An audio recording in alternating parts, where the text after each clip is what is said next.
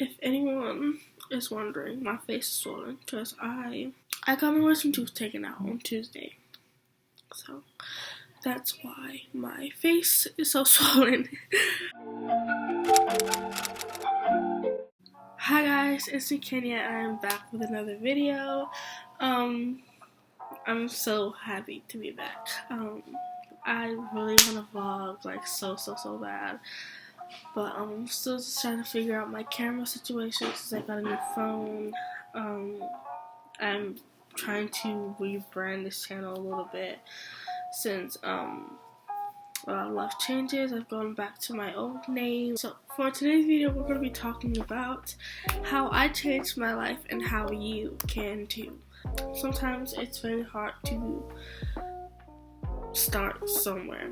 So I have 12 little things that I've written on my phone, and let's get ready. Before we get into that, I do want to pull an oracle card and a tarot card. I have the Emperor, the Three of Wands, and then we also have the Land in between.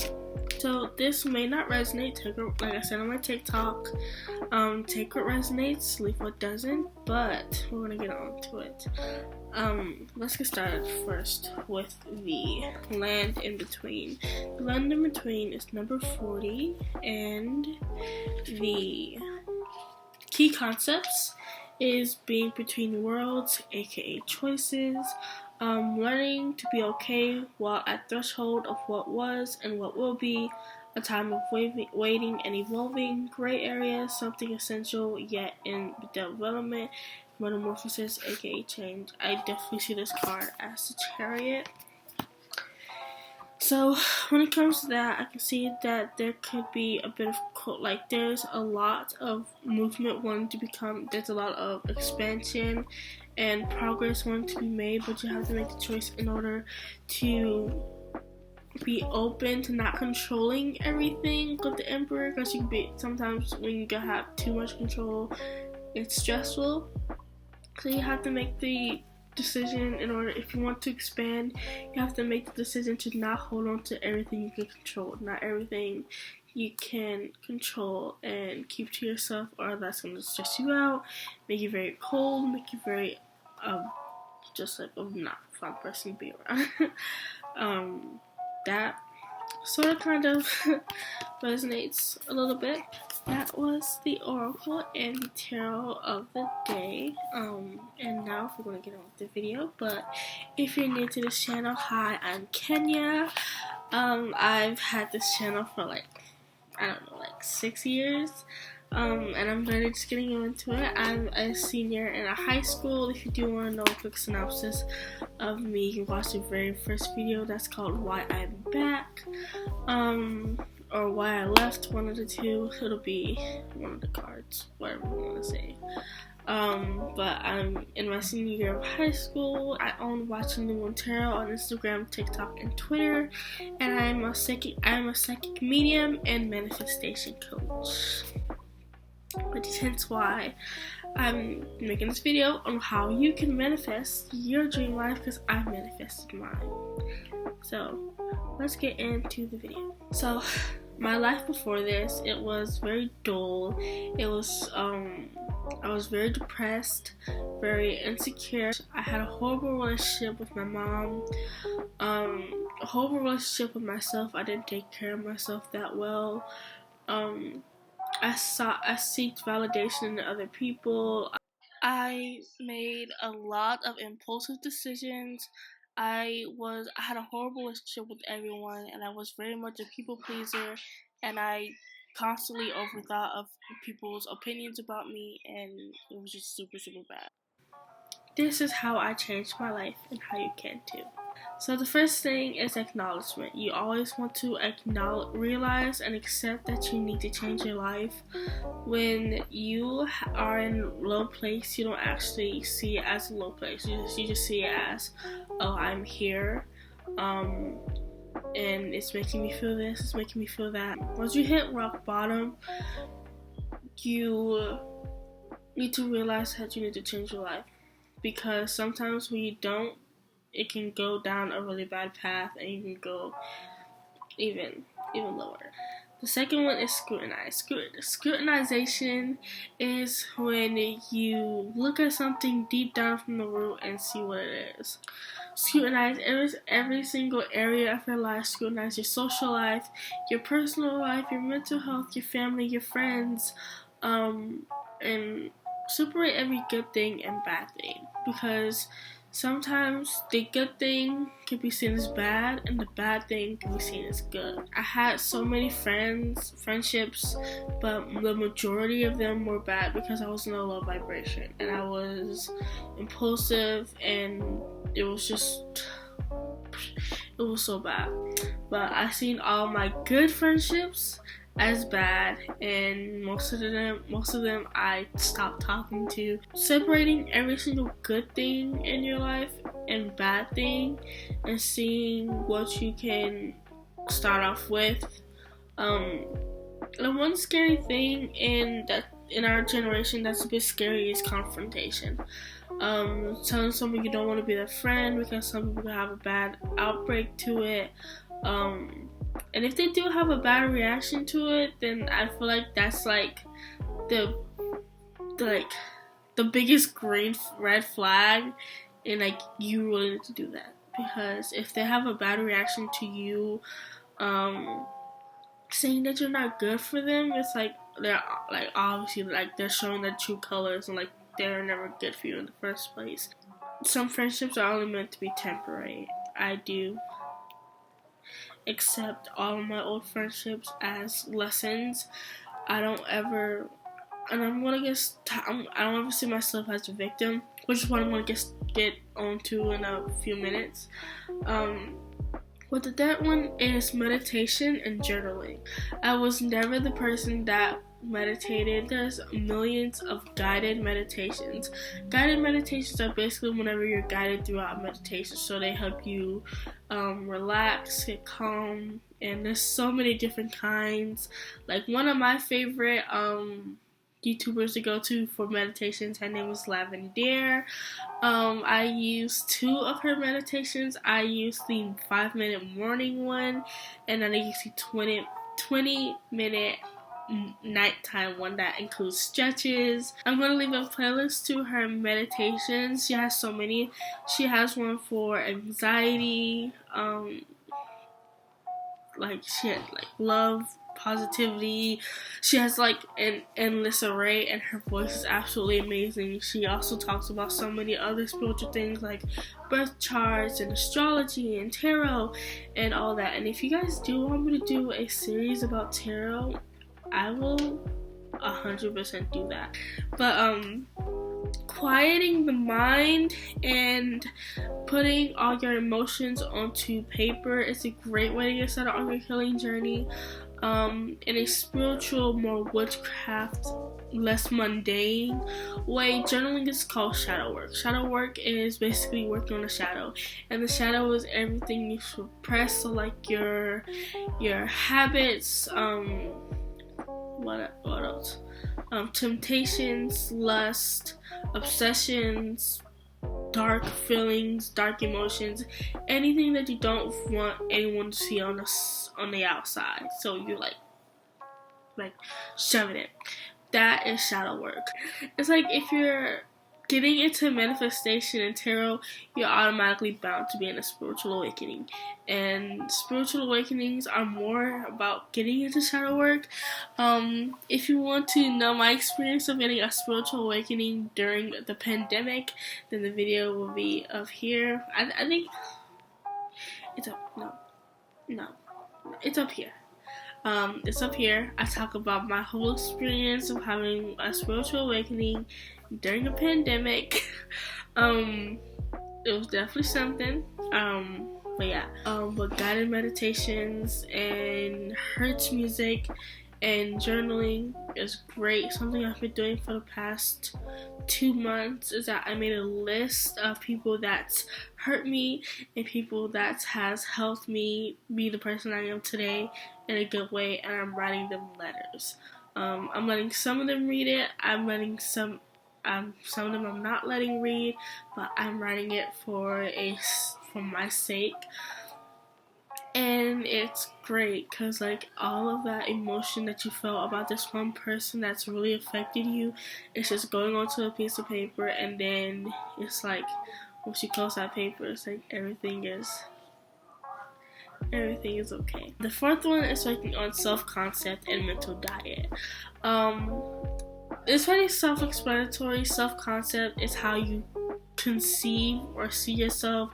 It's sort of kind of like when you look into a mirror. When you have a bad self-concept, that's how people are going to see you. Working on self-concept and mental diet. It's pretty self-explanatory as well. Mental diet is basically what you feed your mind. So if you're telling yourself, everyone always chooses me last, I'm always the last option, no one ever likes me, no one ever chooses me, then you're gonna get chosen last. No one is gonna pick on you because that's how you believe that. When you feed your mind negative meals and affirmations, then obviously it sort of kind of reflects, like that mirror thing what I was talking about. So working on self-concept and mental diet is very important because everything starts from those two things. So the fourth one is manifestation. I personally believe in law of assumption. Law of assumption has really worked for me rather than law of attraction. Manifestation really does help change your life. So doing affirmations, saying simple affirmations in the mirror, using subliminals, doing self-care and shadow work, taking care of yourself mentally, physically, spiritually, and using the tiny mundane tasks as meditation. Because if I'm cleaning up is meditation, me filming a video is meditation, me sleeping is meditation, me watching YouTube, watching Corey X. Kenton's Detroit Become Human series for the 17th time is meditation. The small things can always count as meditation. The sixth thing is releasing. This sort of kind of has to go through. This sort of kind of ties in with the second one, which is Scrutinize, but release every single thing that does not serve you. When there's so many negative things that are affecting you, it brings you down and lowers your vibration. So whenever you release those things that are no longer serving you, it not only lifts the weight off your shoulders, but it raises your vibration because you don't have to worry about it anymore. I have so many friendships, so many guilt, so many things that were just affecting me day to day, like my essays and my toxic friendships. And when I finally let the guilt go, it just made everything so much better. The seventh one is action. Now, this is one of the hardest ones. If you want something to happen, you have to, and that's what kind of ties into manifestation. If you want something to happen, you have to meet the universe halfway. When you want something, you have to put in the work. The second one is having healthy habits. Whenever you get stressed, you always want to have a healthy habit that you go to. Meditation and journaling is also kind of stressors because it clears out your mind, and if you don't always have to depend on someone to talk to vent to, because they're not always going to be there. So journaling is also a great way to distress yourself. Whenever you're stressed or you're sad, go turn to healthy things. Do not turn to drugs. Do not turn to alcohol. Do not turn to harming anyone else or yourself. That's only a temporary fix, and temporary fixes are not helping anything. If they aren't helping them, they're hurting more than helping. The ninth one is putting yourself first. And this sort of kind of goes into self-concept and mental diet. When you put yourself first, others will put you first. I cannot fathom how important that is. When I started putting myself first, my mom would get mad and my brother would get mad, and I'm simply just putting myself first. And that's a form of self-care. The 10th one is stop seeing yourself as a victim. Making yourself the victim to something every time something inconvenient happens is a waste of time, and it causes the same thing to happen. And that sort of kind of goes into mental diet. It's sort of kind of like a web. It's a web. Stop seeing yourself as a victim, because when you go through something or multiple things and you get up from it, you're not a victim, you're a survivor. But stop seeing yourself as a victim. That's not helping anyone. It's not helping yourself. It's not helping nothing. If you're always complaining, you sound like a crybaby. I know I sound really harsh here, but I'm trying to say that if there's something wrong or something not going your way in your life and you're complaining about it, make the move to change it rather than complaining, because it's not going to get better. In the story. The 11th one is letting myself seeing emotions. I didn't invalidate how I felt in the moment, nor blame myself for anything. Get to the root of the emotion and deal with it healthily. And this sort of kind of goes into journaling. Like I said, it's a really big web, but whenever I'm mad or sad, I'm like, it's usually triggered by something that happens in the past. So whenever I'm mad about someone not getting into an argument with someone and getting upset, it's because they didn't hear me, and that's something I know that makes me upset. Whenever you get angry or upset, that's usually your body unconsciously letting you know that someone has pushed a boundary. I actually learned that a few days ago, and that's actually pretty interesting. Also, getting into psychology has really helped me. Junior year, I had the psychology class at my school, and I absolutely loved it. I love learning about the mind and the mental health and how things are more scientifically when it comes to the mind, the body, and spirit, and it's just really interesting. So I have a playlist called Mental Health and Self-Love. That will be linked in the description. And the last one is showing gratitude. The more you show gratefulness towards the small things, is when your blessings come in.